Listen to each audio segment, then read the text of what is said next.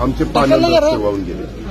आपण आता रेव्हेन्यू विभागाने निर्णय घेतलाय पानन रस्त्याच्या करता मुरुम जर लागला तर त्याला रॉयल्टी भरायची नाही, असे निर्णय मुख्यमंत्री परवाचा कार्यक्रम तुम्ही ऐकला असेल.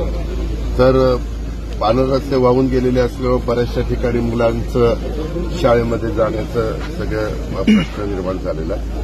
तर तिथं थोडा अजून 1-2 दिवसामध्ये जरासा मुरुम आपल्याला काढता जेसीबीने किंवा पोपल्यांनी काढायला यायला लागला की आपण त्याला प्राधान्य देऊ. हे कुठला रे पानन रस्ता इकडे आता कोण आता ते मुलांचं आता होते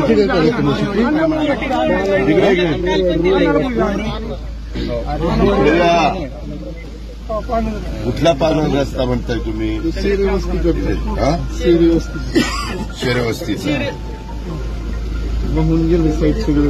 तेच विचारतोय ना.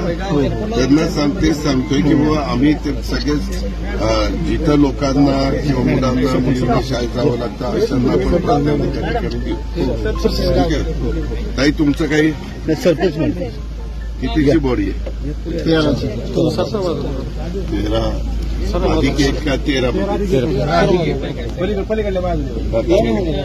गोरेवाडीमध्ये तर द्यायलाच लागलो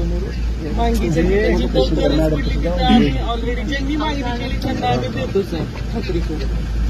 ठीक आहे, फक्त तो मुरुम त्याच कामाला वापरा.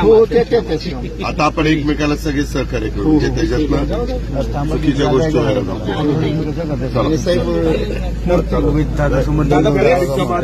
दादा प्रेसला दादा.